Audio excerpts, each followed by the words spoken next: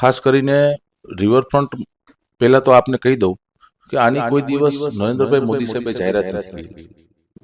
આ riverfront possible નથી, એટલે એમને પણ બજેટની જોગવાઈમાંથી દૂર કરવામાં આવ્યું. એના હિસાબે એ પ્રોજેક્ટ અત્યારે માત્ર આજી નદીનું શુદ્ધિકરણ અને કમ્પાઉન્ડ વોલ થાય એના માટેના પ્રયત્નો ચાલી રહ્યા છે.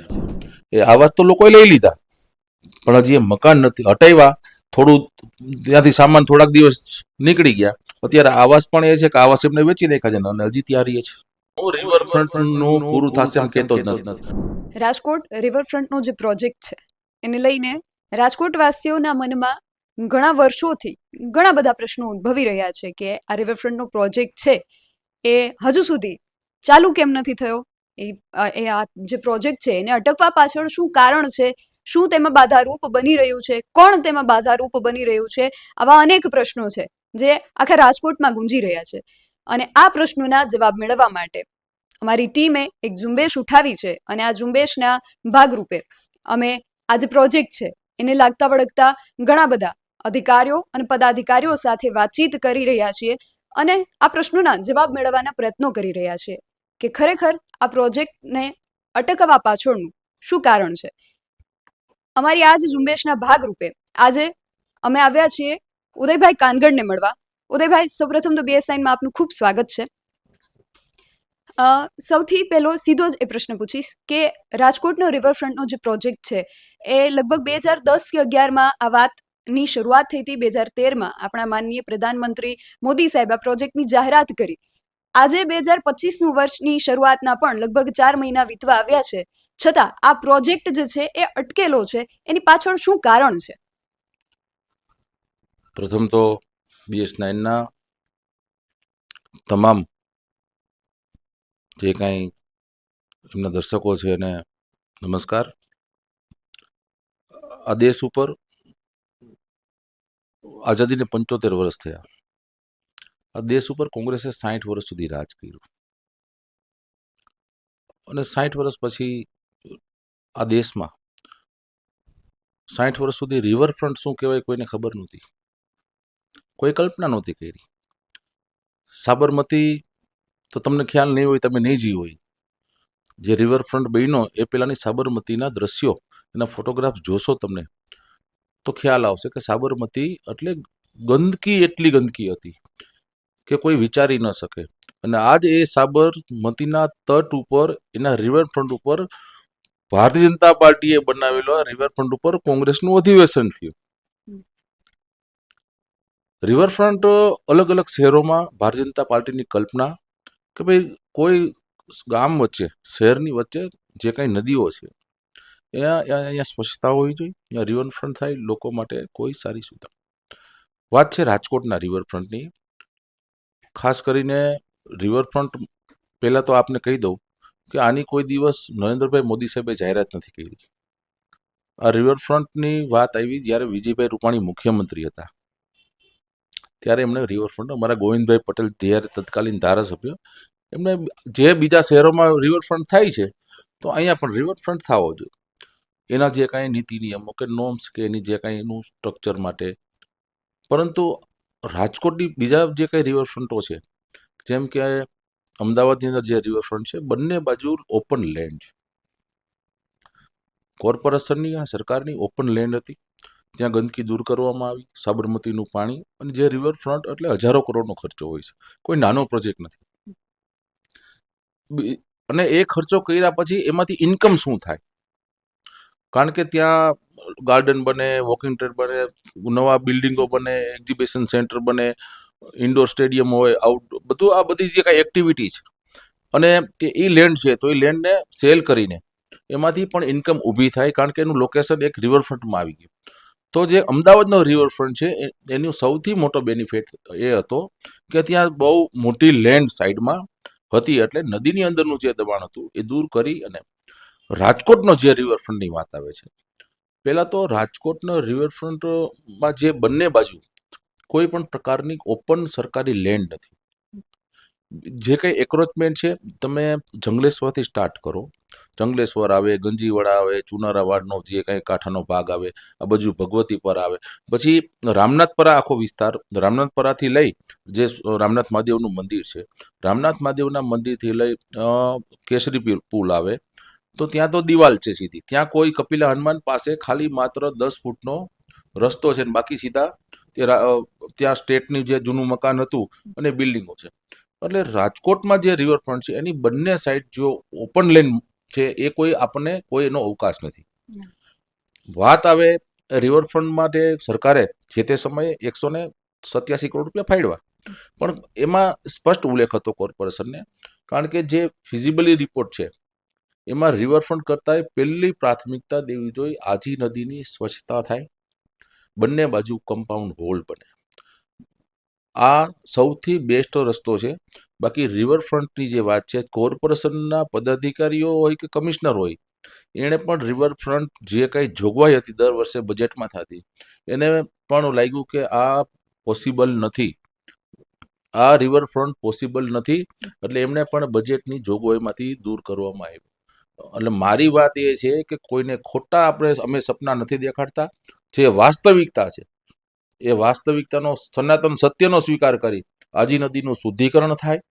આજી નદીનું શુદ્ધિકરણ થયા પછી બંને બાજુ કોઈ દબાણ કે એક્રોચમેન્ટ ન થાય, એટલે સારી પાકી કમ્પાઉન્ડ વોલ બનવી જોઈએ. કારણ કે રિવરફ્રન્ટ માટે બંને બાજુ ઓપન લેન્ડ હોય, એ પ્રકારે ત્યાં કોઈ બધી એક્ટિવિટી થાય એ પ્રકારેની લેન્ડ નથી. એટલે આ વસ્તુ ખૂબ અઘરી છે અને એના હિસાબે જ મને એવું મારા ધ્યાનમાં છે ત્યાં સુધી, એના હિસાબે જ એ પ્રોજેક્ટ અત્યારે માત્ર આજી નદીનું શુદ્ધિકરણ અને કમ્પાઉન્ડ વોલ થાય એના માટેના પ્રયત્નો ચાલી રહ્યા છે. આ પ્રોજેક્ટને આટલા વર્ષો વીતી ગયા છે. આટલા વર્ષો વીત્યા બાદ હવે આ વસ્તુ સામે આવે છે કે આ શુદ્ધિકરણનો જે મુદ્દો છે એ મુખ્ય હોવો જોઈએ. તો આ શુદ્ધિકરણનો મુદ્દો જે છે એ ધ્યાને આવતા આટલો સમય કેમ લાગી ગયો, અને એ ધ્યાને આવ્યા પછી હજુ સુધી એના ઉપર અમલીકરણમાં કેમ આટલો સમય લાગ્યો? તો આપને પેલા ધ્યાનમાં કીધું, આજી નદીમાં સમગ્ર જે કંઈ રાજકોટના બંને સાઈડના કાંઠાના વિસ્તારો હતા, અમુક જ્યાં ડ્રેનેજ નહોતી થઈ તો એ ડ્રેનેજનું પાણી સીધું જે ગટરના રસ્તે એ નદીમાં આવતું અને એમાં ખૂબ અશુદ્ધિ થતી. પછી રાજકોટ મ્યુનિસિપલ કોર્પોરેશને એ તમામ જે પોઈન્ટ હતા કે જે ત્યાં ડ્રેનેજની આખી સિસ્ટમ બેસાડી, ત્યાંથી એ પાણી છે એના માટે લાઈન નાખવામાં આવી અને પાણી ગટરના પાણી આજી નદીમાં ન આવે એના માટેનું કામ કરવામાં આવ્યું. આ વસ્તુ થઈ છે. હવે વાત આવે આજી નદીનું શુદ્ધિકરણ અને સાથે કમ્પાઉન્ડ વોલ. એના માટેનું જે એક્રોચમેન્ટ છે જે કે જંગલેશ્વરનો જે કાંઠાનો વિસ્તાર છે કે નદી કાંઠાના વિસ્તારમાં, એ મ્યુનિસિપલ કમિશનર સાથે અમે ઘણીવાર ચર્ચાઓ કરી છે અને એના માટે જે કાંઈ પ્રયત્ન કરવા પડે એ પ્રયત્ન ચાલુ છે. અને તમે જે આસપાસના વિસ્તારની વાત કરી, તો ત્યાં જે રહેવાસી લોકો છે, ત્યાંના જે સ્થાનિક લોકો છે, એ બાધારૂપ અહીંયા બની રહ્યા છે એવી વાત છે કે પછી એમના જે રહેણાંક વિસ્તાર છે એ કાયદેસર છે અથવા ગેરકાયદેસર છે? જો ગેરકાયદેસર છે તો એમને પાડી, અને અમે ક્યારે એવું નહીં ઈચ્છીએ કે કોઈનું સ્થાનિક કોઈનું રહેણાંક તૂટી જાય, પરંતુ એમના માટે વૈકલ્પિક વ્યવસ્થા ઊભી કરી અને ત્યારબાદ એનો રસ્તો કેમ નથી થતો? તત્કાલીન મ્યુનિસિપલ કમિશનર બ્રહ્મભટ્ટ સાહેબ હતા, એમણે જંગલેશ્વરમાં જે નદી કાંઠા વિસ્તાર છે, કારણ કે ચોમાસાની અંદર પાણી આવતું અને લોકોને સ્થળાંતર કરવું પડતું, એના માટે એમણે તમામ લોકો જે નદી કાંઠાનો સર્વે કરી તમામ લોકોને આવાસ આપેલા. અત્યાર સુધીમાં તમે એનો કોર્પોરેશનમાં રેકોર્ડ ચેક કરશો તો ઓફિશિયલ છે, એ આવાસ તો લોકોએ લઈ લીધા, પણ હજી એ મકાન નથી હટાવ્યા. થોડું ત્યાંથી સામાન થોડાક દિવસ નીકળી ગયા, અત્યારે આવાસ પણ એ છે કે આવાસ એમને વેચી નાખ્યા છે અને હજી ત્યાં રહીએ છે. તો એ લોકો સામે કાર્યવાહી કોણ કરશે? મૂળ આ પ્રશ્ન છે રાજકોટ મ્યુનિસિપલ કોર્પોરેશનનો. કોર્પોરેશનની જે કાંઈ મ્યુનિસિપલ કમિશનર છે એ એમની જ્યારે દ્રઢ ઈચ્છા શક્તિ હશે, અમે તો ફોર્સ કરીએ જ છીએ, પણ પોતે જ્યારે જેમ કે જંગલેશ્વરની અંદર જે આપણે ટીપીના રોડ બીજા બાંધકામો દૂર કરવાની વાત કરી છે, પણ જે ટાઉન પ્લાન જે ટીપીનો રોડ છે એ ટીપીના રોડની સફાઈ થાય તો લોકો અવર જવર. આ જંગલેશ્વરની અંદર 80નો રોડ છે, ટીપીનો રોડ છે, દબાણ છે, 700 મકાનના દબાણ છે. ઉદય કાનગડ ધારાસભ્ય તરીકે લેખિતમાં આપ્યું છે કે આ દબાણ દૂર કરવા, અને એના ઉપર અમે કાર્યવાહી માટે કમિશનર શ્રી પાસે જેટલું, કારણ કે છેવટે કોર્પોરેશન એક લોકલ સેલ્ફ ગવર્મેન્ટ છે. અમારી પાસે ધારાસભ્ય તરીકે રાજ્ય સરકારમાં જે કાંઈ અહીંયા ખૂટતું કરતું હોય એના માટે અમે પ્રયત્ન કરતા હોય છે. રાજ્ય સરકારનો કંઈ પ્રયત્ન હોય, અને કોર્પોરેશન એક લોકલ સેલ્ફ બોડી છે, એટલે અમે ધારાસભ્યોનું બહુ એમાં ચંચુપાત કે ઇન્વોલ્વમેન્ટ ન હોય, કારણ કે રાજકોટમાં mayor, deputy mayor, standing chairman એક સ્વાયત્ત બોડી હોય છે. ધારાસભ્ય તરીકે અમે જે કાંઈ રાજ્ય સરકારને લગતા પ્રશ્નો હોય, જેમ કે મારી વિધાનસભા 59માં 23 વર્ષ જૂનો પ્રશ્ન હતો, 14 નંબરની ટીપી ફાઇનલ નહોતી થતી, અમે 1.5 વર્ષ પ્રયત્ન કર્યા, હમણાં 14 નંબરની ટીપી ફાઇનલ થઈ ગઈ. મારું વિધાનસભાનું કાર્યાલય છે, તો અહીંયા નાના નાના માણસોના અત્યાર સુધીમાં 2.5 વર્ષમાં 65,000 લોકોના કામ થયા છે. મારી પાસે નામ, સરનામું, ટેલિફોન નંબર, એડ્રેસ, મારી ત્યાં આયુષ્યમાન કાર્ડ હોય, 267 કેન્દ્ર સરકાર, રાજ્ય સરકારની યોજનાઓ છે. તો ગરીબ માણસો માટે એ યોજનાઓને લોકોને કેમ લાભ મળે? કોઈ વિધવા બેન હોય તો એને એને એને એને વિધવા સહાય, જે ગંગાસ્વરૂપ જે યોજના છે, તો એનો લાભ કેવી રીતે મળે? કોઈને આધાર કાર્ડ અપડેટ કરાવવાનું હોય, કોઈને રાઇટ ટુ એજ્યુકેશનનું ફોર્મ ભરવાનું હોય, કારણ કે નાના માણસને એ ઓનલાઈન ભરતા નથી આવડતું, ત્યાં પછાત એરિયા વધારે છે. તો એના માટે ક્યાંય બીજે જાય તો 200-300 રૂપિયા, 400 રૂપિયા આપવા પડે. તો એના માટે અમે ફ્રી કામ કરીએ છીએ. એટલે અમે અમારી જે કંઈ અમારી કામગીરી છે એ અમે નાના માણસો માટે સતત સક્રિય રહી, લોકોની વચ્ચે રહી, અને લોકોના પ્રશ્ન સરકારને લગતા જે હોય એ અમે અમારા હંમેશા પ્રયત્ન છે. અને કોર્પોરેશનને પણ હું વિનંતી કરું છું કે અત્યાર સુધીમાં જે કાંઈ આજી નદીનું, પહેલા તમે રિવરફ્રન્ટની વાત પછી વાત આવશે, પહેલા આજી નદીનું શુદ્ધિકરણ કરી અને એમાં બંને સાઈડ કમ્પાઉન્ડ વોલ એ કમ્પલસરી થાય એવા અમારા મેં લેખિતમાં પણ અમે આપ્યું છે, અને હજી પણ અમારા એવા પ્રયત્ન રહેશે. અને ત્યાંના સ્થાનિકોની આપણે વાત કરી તો અમારી જે જાણકારી છે એ મુજબ ત્યાં જે આ ઓડિયોમાં રહેનારા પરપ્રાંતીય લોકો છે, એ ઓડિયો જે છે એ ભાજપ અને કોંગ્રેસ બંને પક્ષો સાથે જોડાયેલા કોઈને કોઈ ઈસમોની આ ઓડિયો છે, અને એ લોકો પરપ્રાંતીય લોકો જે છે એમને ભાડે આપી દેતા હોય છે, અને એમના કારણે આ જે વિસ્તાર છે એમાં ઘણી બદીઓ ફેલાતી હોય છે. ત્યાં દેશી દારૂના અડ્ડા ચાલી રહ્યા છે, ત્યાં પરવાનગી વગર નોનવેજનું વેચાણ થઈ રહ્યું છે, જે રામનાથ મહાદેવના મંદિરે આવતા આસ્થિકો છે, શ્રદ્ધાળુઓ છે, એમની આસ્થાને આ જે વસ્તુઓ છે એ ઠેસ પહોંચાડનારી છે. અને આ જે દેશી દારૂના જે વેચાણ ખુલ્લેઆમ થઈ રહ્યા છે આ વિસ્તારમાં, એ કાયદો અને વ્યવસ્થાનું સરેઆમ ઉલ્લંઘન છે. તો એ વિશે આપ શું કરશો ને શું કહેશો? ખાસ કરીને ભારતીય જનતા પાર્ટીની સરકારમાં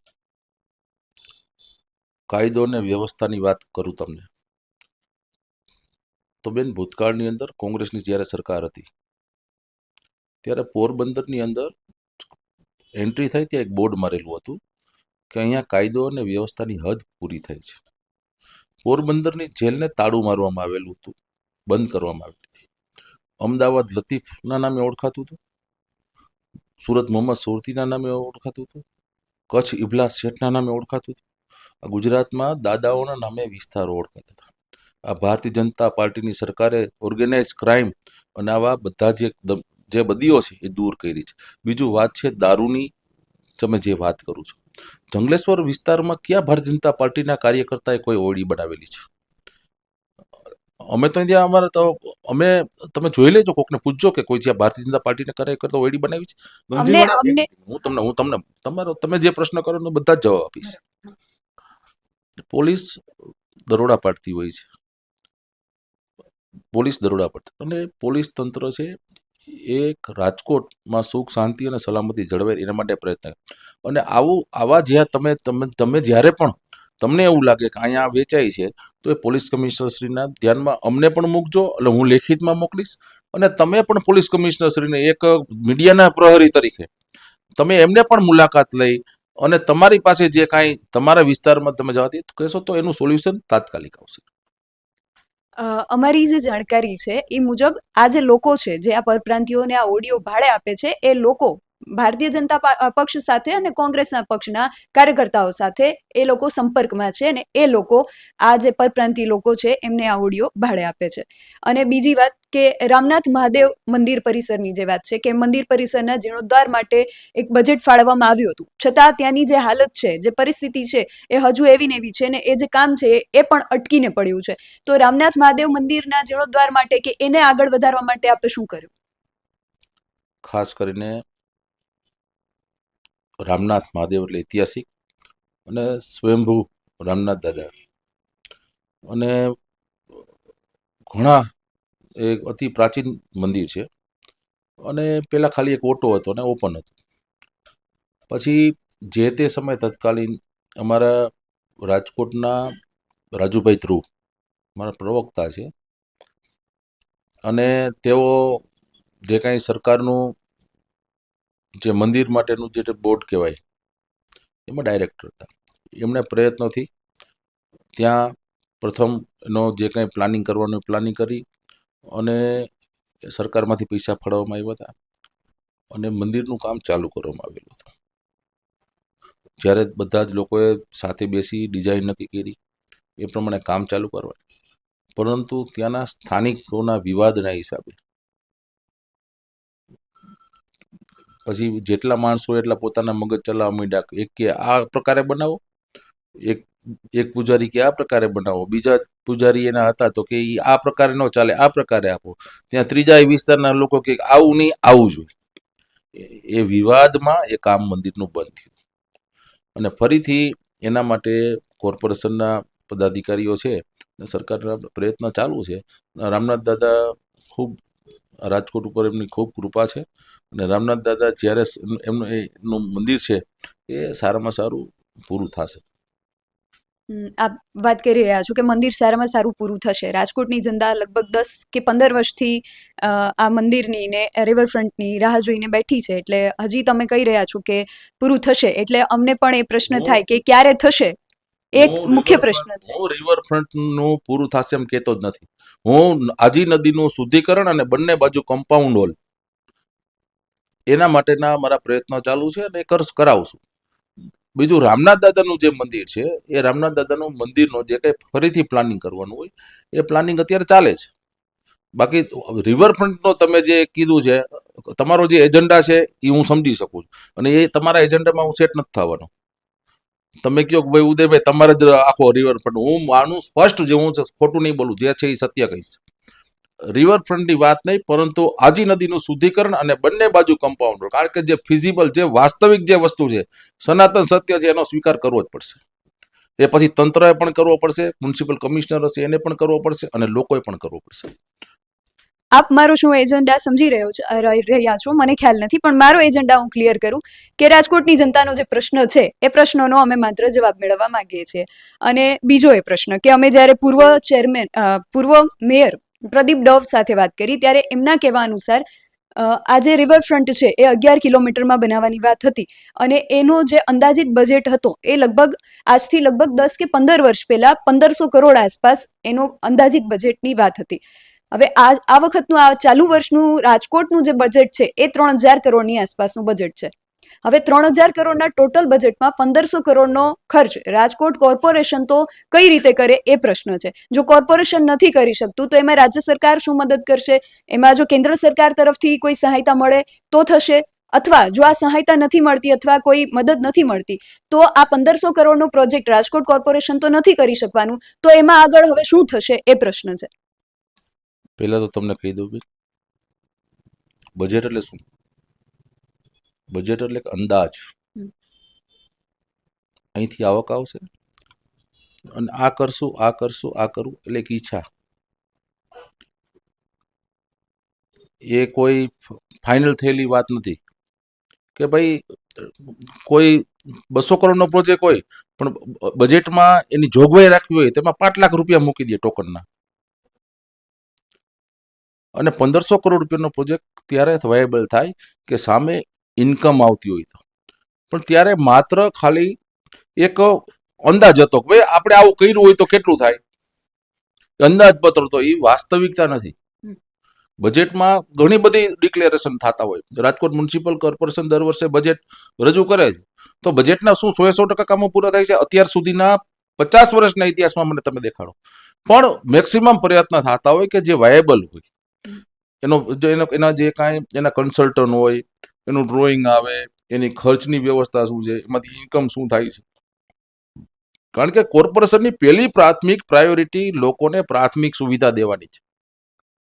એ ફરજિયાત જે સેવાઓ છે, ગટર, રસ્તા, લાઇટ, પાણી, ડ્રેનેજ, આરોગ્ય કેન્દ્ર હોય, બાગ બગીચા, ગાર્ડન હોય, સ્વિમિંગ પુલ હોય, લાઇબ્રેરી હોય, પહેલી પ્રાયોરિટી એ થાય છે. અને રાજકોટ કોર્પોરેશન 1500 કરોડ રૂપિયા સીધા એને સામે, જેમ કે કર્ણાવતી અમદાવાદની અંદર જે રિવરફ્રન્ટ થયો છે, તો રિવરફ્રન્ટનો જે ખર્ચો થયો છે ને, એના કરતાં તો ઘણી આવક ત્યાં લેન્ડ જે એના ત્યાં કોર્પોરેશન પાસે છે, એની આવક અનેક હજારો કરોડમાં છે. ત્યારે એ પ્રોજેક્ટ વાયેબલ થયો છે. તમારી પાસે આવક અને જાવકના બંને સ્ત્રોત જાળવવા પડે. એટલે બજેટમાં જોગવાઈ કરી છે એટલે થવું જ જોઈએ ને ફરજિયાત થઈ ગયું છે, એ માન્યતા બિલકુલ ખોટી છે. નહીં, તમે કીધું ને કે બજેટમાં 1500 કરોડ ને 3000 કરોડ નહીં. બજેટ નહીં, આ રિવરફ્રન્ટની જ્યારે વાત હતી, તમે જે વાત કરી કે રિવરફ્રન્ટ માટે અંદાજે આટલો ખર્ચો થઈ શકે એમ છે. હું કોર્પોરેશનમાં બેન 20 વર્ષ, 2 વખત સ્ટેન્ડિંગ ચેરમેન રહ્યો છું, અને 25 વર્ષની ઉંમરે રાજકોટનો મેયર હતો 97માં. એટલે કોર્પોરેશનમાં જે નિયમો છે, કે જે એની કાર્યપદ્ધતિ છે, કે જે બજેટ છે, કે જે બજેટમાં પૈસાની ફાળવણી છે, અંદાજપત્ર, એ અંદાજપત્ર કહેવામાં આવે છે, કે અંદાજ છે, બરાબર? અંદાજપત્ર કહેવાય. અંદાજપત્ર એટલે કોઈ ફાઇનલ નથી હોતું. પણ ત્યારે એવો વિચાર થયો હોય કે ભાઈ આ વસ્તુ કરીએ. તમે કોઈ બિલ્ડિંગ, તમારું પોતાનું ઘર બનાવતા હોય, તો તમે ત્યારે વિચાર કર્યો હોય કે ભાઈ આપણે બનાવીએ તો કેટલો ખર્ચો થાય. તેનો મતલબ એવો નથી કે એટલા જ ખર્ચાનું બનવું જોઈએ કે એવું જ બનવું જોઈએ. એમાં સમયાંતરે ફેરફાર પણ થતા હોય છે. તો આ જે કઈ રિવરફ્રન્ટની વાત હતી, એ કલ્પના હતી કે ભાઈ બીજે બન્યું તો રાજકોટમાં ભાઈ આપણે રિવરફ્રન્ટ હોવો જોઈએ. પણ એનું સ્થાનિક જે સ્થળ છે, એનો ફિઝિબલ છે કે નહીં, પેલા એ વાત આવે. એક વિચાર કર્યો, વિચાર કરવાનો, આપણે સારું વિચારવાનો બધાને અધિકાર છે, પણ ફિઝિબલ તમે ત્યાં સ્થાનિક જ્યારે જાઓ ત્યારે ખબર પડે કે ભાઈ આ રિવરફ્રન્ટ પૂરો થતા બંને બાજુ લેન્ડ, જે કાંઈ આપણી કલ્પના છે એ મુજબનું થઈ શકે છે કે નથી થઈ શકતું. તો એવી કોઈ ત્યાં રિવરફ્રન્ટની આજુબાજુમાં ઓપન લેન્ડ એવી ક્યાંય છે નહીં કે એમાંથી કોઈ આર્થિક ઉપાર્જન થાય અને રિવરફ્રન્ટમાં એનો ખર્ચો કરે. જેમ કે સ્માર્ટ સિટી બન્યું, તો સ્માર્ટ સિટીમાં આટલો ખર્ચો થયો, પણ એની સામે જે કોર્પોરેશન પાસે જે ઓપન લેન્ડ આવી, એ લેન્ડની કિંમત એના કરતાં જે ખર્ચો કર્યો છે એના કરતાં અનેક ગણી એમાં કોર્પોરેશનને કે સરકારને એમાં એનો બેનિફિટ મળવાનો. એટલે કોઈ પણ વસ્તુ છે, અંદાજપત્રમાં કોઈ કલ્પના કરી હોય કે ભાઈ અમારે આ 5 રોડ બનાવવા છે કે 5 બ્રિજ બનાવવાના, અંદાજપત્રમાં જોગવાઈ થાય પૈસાની, પણ એમાં 3 જ બને. એટલે 2 ન બન્યા હોય એટલે એનો મતલબ એમ નહીં કે કેમ નહીં બને. બીજું, રાજકોટમાં જે ભારતીય જનતા પાર્ટી આપ્યું છે, એમ્સની કોઈ કલ્પના ન કરી શકે. 1200 કરોડ રૂપિયાના ખર્ચે એમ્સ, ગુજરાતની પ્રથમ એમ્સ રાજકોટને મળી. આજે એરપોર્ટ આવડું મોટું, આ જનાના હોસ્પિટલની શું હાલત હતી. સૌની યોજના જ્યારે ડિક્લેર થઈ ને, ત્યારે લોકો મજાક કરતા હતા, કોંગ્રેસના લોકો મજાક કરતા હતા. 2012માં જ્યારે હેમુ ગઢવી હોલમાં આ દેશના યશસ્વી પ્રધાનમંત્રી નરેન્દ્રભાઈ મોદી સાહેબે જ્યારે એનું પ્રેઝન્ટેશન કરવામાં આવ્યું અને જ્યારે એની યોજનાની જાહેરાત કરી ને, એટલે લોકો કહેતા હતા કે આ તો ચૂંટણી આવી અને જાહેરાત કરે છે. આ કોઈ દી વાયેબલ નથી, કલ્પના હતી, પણ એ ફિઝિબલી રિપોર્ટ ત્યારે કમ્પ્લીટ થઈ ગયેલો, એના આખો તૈયારી હતી. અને આજે સૌરાષ્ટ્ર અને ગુજરાત, સૌરાષ્ટ્રના 115 ડેમો અને અનેક તળાવો આ ભર ઉનાળાની અંદર પણ સૌની યોજના નર્મદાથી ભરાય છે. એટલે બજેટમાં બધા કંઈ બધી વસ્તુ થાય જેટલી હોય એ બધી શક્ય એવું નથી હોતું કે ફરજિયાત જ હોય. મારો પ્રશ્ન એ જ હતો કે અંદાજપત્રમાં આ મુજબ વાત હતી, ને એ પછી જ્યારે આપણને ખબર પડી કે 1500 કરોડનો ખર્ચો ખૂબ મોટો છે, જે રાજકોટ કોર્પોરેશન ભોગવી શકે એમ નથી, તો ત્યારે જે મેયર હતા પ્રદીપ ડવ, તેમણે એવો એક પ્લાન બનાવેલો કે મંદિર પરિસર જે છે, રામનાથ મંદિર પરિસર, એની આસપાસનો વિસ્તાર, મંદિર પરિસરની લગભગ 200 મીટરની જગ્યા અને 500 મીટર જમણી બાજુ ને 500 મીટર ડાબી બાજુ, એટલે 1.2 મીટર જેટલી જગ્યા જે છે, એ જગ્યાનું પહેલા રીડેવલપમેન્ટ કરી, એનો જીર્ણોદ્ધાર કરી તે જગ્યાને બ્યુટિફિકેશન કરવાની વાત હતી. તો એ લગભગ 2022 સુધી આ વાત જે હતી એ ચાલી, તો ત્યારથી લઈને 2025 સુધી તેમાં આગળ શું કાર્યવાહી થઈ છે? ખાસ કરીને ત્યારે એમને જે કંઈ ડ્રોઈંગ કે એનો પ્લાનિંગ કર્યો હશે, પણ એની બજેટમાં જોગવાઈ કરેલી હોય મારા ધ્યાનમાં નથી, કે એના ખર્ચની કાંઈ જોગવાઈ કરી હોય એવું મારા ધ્યાનમાં નથી. બીજું, પ્રદીપભાઈ હોય કે ઉદયભાઈ હોય કે રાજકોટના કોઈ પણ હોય, એટલે રામનાથ દાદામાં ત્યાં સારી સ્વચ્છતા હોય, સારી રીતે મંદિર બને એ બધાનું.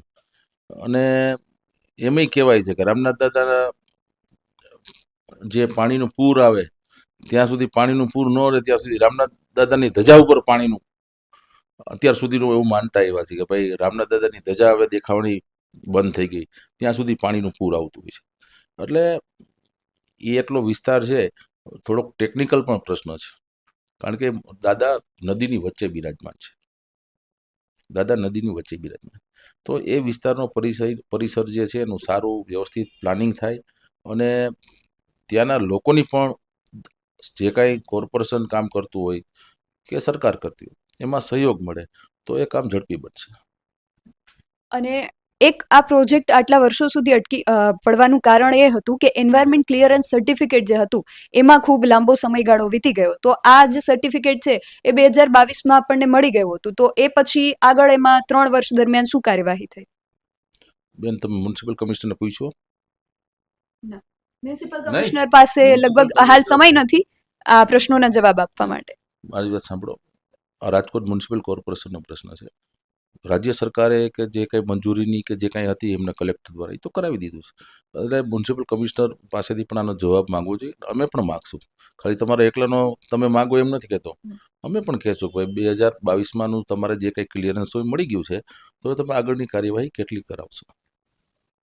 અને અંતિમ પ્રશ્ન એ કે લોકમુખે એવી ચર્ચાઓ થઈ રહી છે કે આ પ્રોજેક્ટ અટકવા પાછળનું કારણ ભાજપનો આંતરિક વિખવાદ છે, તો શું આવું ખરેખર કોઈ કારણ છે? આ લોકમુખની ચર્ચા નથી, આ કેટલાય મનગઢત વાતો છે. કોઈ દિવસ વિકાસના કામમાં પહેલાં તો રાજકોટમાં કોઈ જૂથવાદ નથી, ભારતીય જનતા પાર્ટીમાં નથી. જૂથવાદ હોય છે કોંગ્રેસના, એ કલ્ચર કોંગ્રેસનું છે, અને કોંગ્રેસની માનસિકતાવાળા હોય આવી વાતો કરે જૂથવાદની. એ ભારતીય જનતા પાર્ટીના અમારા સંસ્કાર નથી. અમે આ એક પરિવાર છે અને કોઈ જૂથવાદ નથી. અને આ પ્રોજેક્ટ રહ્યો એ આખી ટેકનિકલ, કોઈ પણ પ્રોજેક્ટ હોય અટકવાનું માત્ર 3 કારણ હોય. એક લીગલી હોય, એક ટેકનિકલ હોય અને એક ફાઇનાન્શિયલ હોય.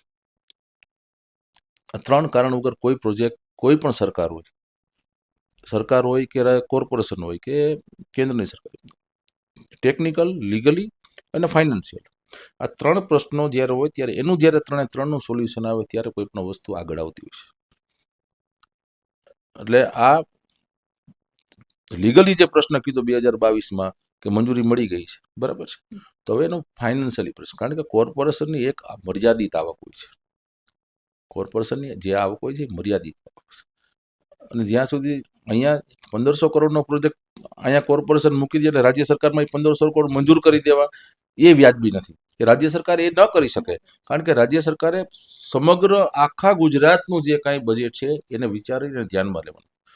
બીજું કે કોઈ પણ વસ્તુ તમે કંઈક પણ ત્યાં સારા માટે ઇન્વેસ્ટ કરો, બનાવો છો, તો સામે કોર્પોરેશનને પણ ઇન્કમ થવી જોઈએ, કારણ કે એને મેન્ટેન કરવાનું છે. એક ઇન્ડોર સ્ટેડિયમ કે આઉટડોર સ્ટેડિયમ બનાવ્યું કે કોઈ કોમ્યુનિટી હોલ બનાવી દીધા પછી એનું મેન્ટેનન્સ થાય, એ સારી રીતે એનું સંચાલન થાય, એના માટે પણ આવકના સ્ત્રોત કોર્પોરેશનને જરૂર છે. ત્યારે આ જે કંઈ રિવરફ્રન્ટની વાત છે એમાં જે કાંઈ મેં તમને કીધું, 2 બાજુ ઓપન લેન્ડ મળવી જોઈએ, એ મળતી નથી. નકર ઓપન લેન્ડ મળતી હોત તો તમને કહું છું 1500 નહીં, કદાચ 3000 કરોડનો ખર્ચો થાત ને તો એ વાયેબલ હતો. એ સરકાર પણ કરે, બધા પણ, કોર્પોરેશન પણ કરે. પરંતુ જે બંને સાઈડ રિવરફ્રન્ટ બન્યા પછી તમને કહું, જ્યાં 10 ફૂટનો રસ્તો ન મળતો હોય, તમે રામનાથપરા સ્મશાનથી લઈ કેસરી પુલ સુધી જાઓ, એક બાજુ શીતળા માતાનું મંદિર આવે એ સામા કાંઠે જે છે, અને આ બાજુ સ્મશાન બાજુ, 10 ફૂટનો કપિલા હનુમાન પાસે તમે જાઓ, 10 ફૂટનો રસ્તો, જ્યાં તમે સાહેબ કેવી રીતે રિવરફ્રન્ટ તમે કઈ રીતે કલ્પના કરી શકો?